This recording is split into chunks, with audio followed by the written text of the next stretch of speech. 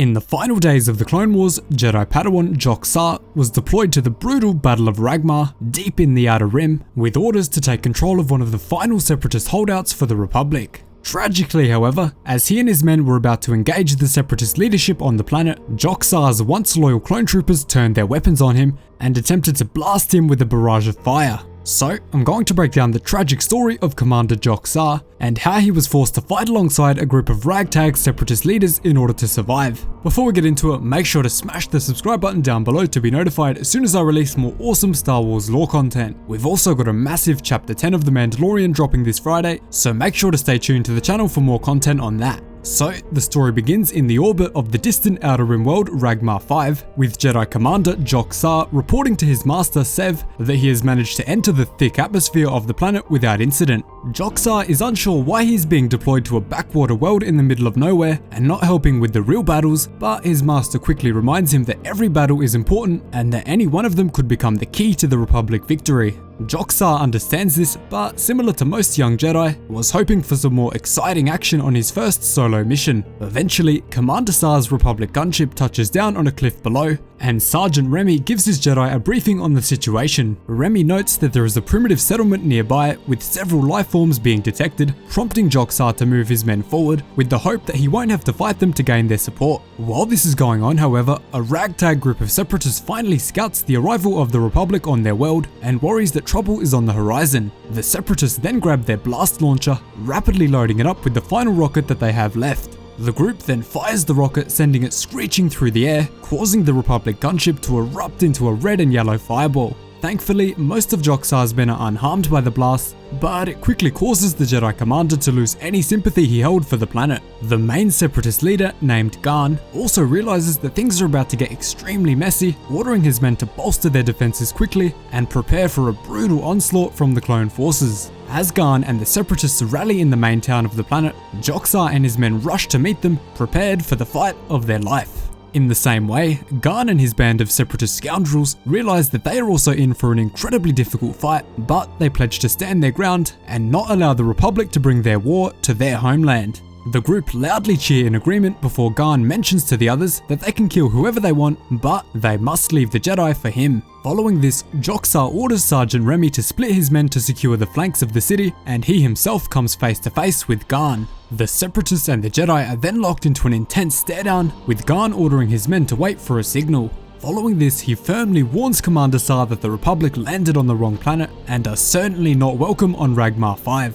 Commander Joc responds to this by saying, "There's an assault ship in orbit that says otherwise," bringing the two to the edge of a vicious battle to the death, but before they can engage in combat, something chilling happens. Chancellor Palpatine delivers the tragic message to his men, telling them that the Jedi have betrayed the Republic and attempted to assassinate him. Sergeant Remy is shocked by this, but passes on the command to his men to execute Protocol 66. Remy's men then swiftly line up, directing their blasters at both the Jedi and the Separatists, sending a flurry of blaster bolts rushing towards the two.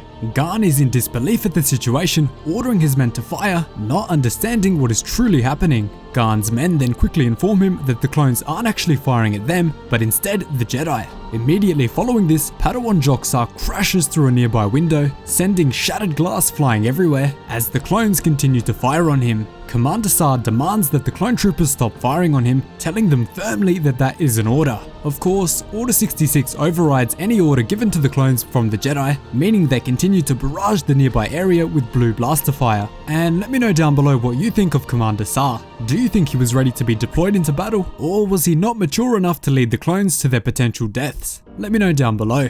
Garn then becomes angry with the clone troopers, shouting that the Jedi was supposed to be his for the taking, brutally blasting one clone trooper through the chest. Once he realizes the overwhelming manpower that is against him, however, he quickly understands that he has no chance facing down the clones and leaps through the same window as Commander Sah. Soon after, the other Separatist scoundrels come face to face with Remy and the other men, but since they have the high ground, Remy rushes to nearby cover in order to continue the intense firefight. Unfortunately, one of the Rhodian Separatists is brutally blasted through the chest by Sergeant Remy, to the shock of the others. Inside the building that they are taking cover in, Commander Sah frantically attempts to contact his master, pleading with him to come in, but unfortunately, there is nobody on the other end to answer. Master Sev has been brutally slaughtered by his ARC trooper, leaving his cold body lying on the floor, surrounded by the many unfortunate clone troopers that he took with him. Because of this, Separatist Garn offers to team up with Commander Sah, but Sah is initially very reluctant to do so, asking, "Why would I trust you?"